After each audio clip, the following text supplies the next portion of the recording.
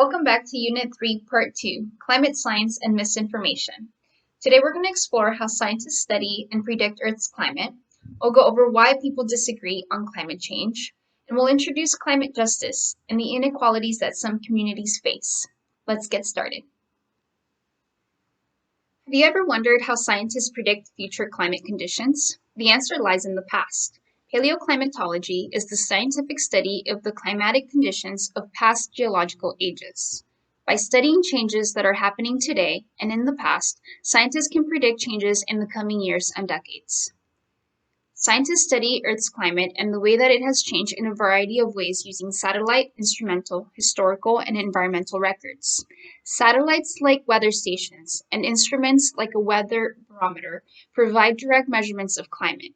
These direct measurements of climate only go back around 150 years, so scientists rely on proxy data to look further into the past. Proxy data, or Earth's natural environmental records, include ice cores, tree rings, sediment cores, and other organisms like corals and diatoms. These geological records provide physical and chemical and biological materials that are preserved, giving scientists information about Earth's climate hundreds of millions of years ago. Climate models are mathematical representations of our Earth's climate system. By separating Earth's surface into a three-dimensional grid of cells, each cell models different processes like changes in energy from the sun, effect of different types of clouds, influence of forests and oceans, and how humans affect the environment. Scientists can then predict or model the future climate conditions. This graph shows observed and projected changes in average global temperature under different emission scenarios. These different scenarios take into consideration changes in population, rate of adoption of new technologies, economic growth, and other factors. This graph also shows how climate models successfully predicted temperature changes up to 2008. The three colored lines represent different levels of global warming caused by different levels of greenhouse gas emissions, resulting from the decision we make to address climate change. Studying past climate helps us predict what future climate conditions may be. To learn more about climate models, check out the videos under additional resources. Now that we have a better understanding on how scientists study climate and model future climate conditions, why do people disagree, and why is there so much misinformation? Reasons include a distrust in scientists or science, political views and personal beliefs, fear and denial to face the truth, and individuals that aren't being impacted are less likely to believe it. The mainstream media and social media play a huge role in spreading misinformation about climate change, sometimes for political or economic gain. Many people just don't understand climate science and refuse to believe in proven science. For example, one of the most common myths is that climate change is just part of a natural cycle and not man-made. It is true that natural fluctuations in the Earth's orbit have contributed to long-term glacial and interglacial periods because they affect the amount of solar energy reaching the Earth.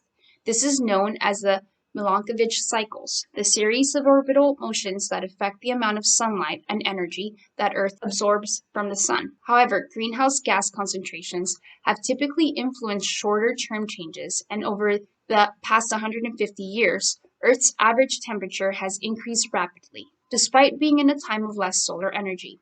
This short-term rapid increase is primarily from greenhouse gas emissions from humans burning fossil fuels.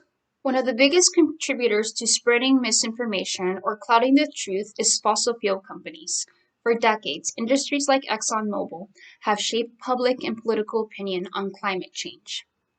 In the 1970s, an Exxon researcher confirmed that carbon emissions were indeed warming our planet. In response to this discovery, ExxonMobil, instead of finding alternatives, began pushing forward a multi-million-dollar misinformation campaign to cast doubt on the science. Another tactic, climate lobbying, where fossil fuel companies pay to delay, block, or control policies that tackle climate change, is common. Fossil fuel industries have not only pushed to cover the science on climate change or spread misinformation, these industries are built on inequalities and questionable practices. Let's explore this further.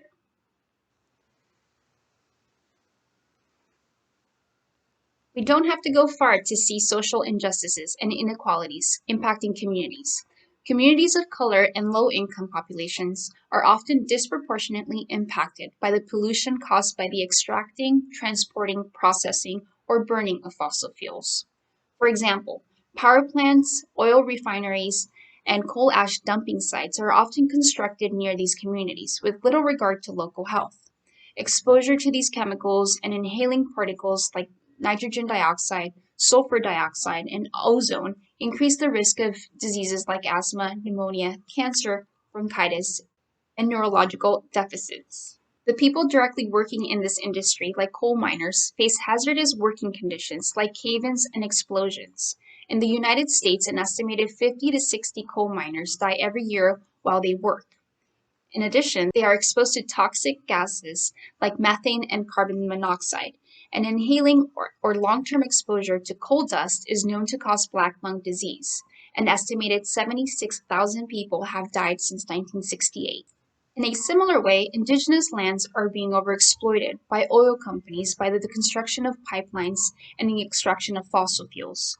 The Dakota Access Pipeline, a project that would transport crude oil, is being built across indigenous land from North Dakota to Chicago.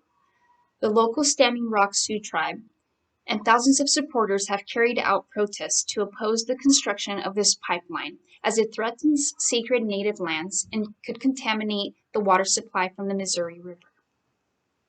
In addition to the injustices associated with fossil fuels, climate change impacts such as stronger tropical storms, flooding, and resulting health impacts also disproportionately affect low-income communities, as well as poorer countries. In addition, some residents of low-lying island nations in the South Pacific who have contributed least to climate change are already having to leave their homes as the first climate refugees. Addressing climate change is also an opportunity to address these injustices throughout the world, and it's important to ensure that solutions are implemented in a just way. Let's review the activities for this part. The first activity, how scientists study climate, we will take a closer look at how scientists study past climate to predict future conditions. The second activity, climate myths, debunks myths that are commonly spread. In the third activity, climate justice, we take a closer look at how low-income communities are being impacted by the pollution from these industries. In the last activity, let's talk climate change. We guide you on how to talk about climate change with family or a friend. We wrap up this part by taking part 2 quiz.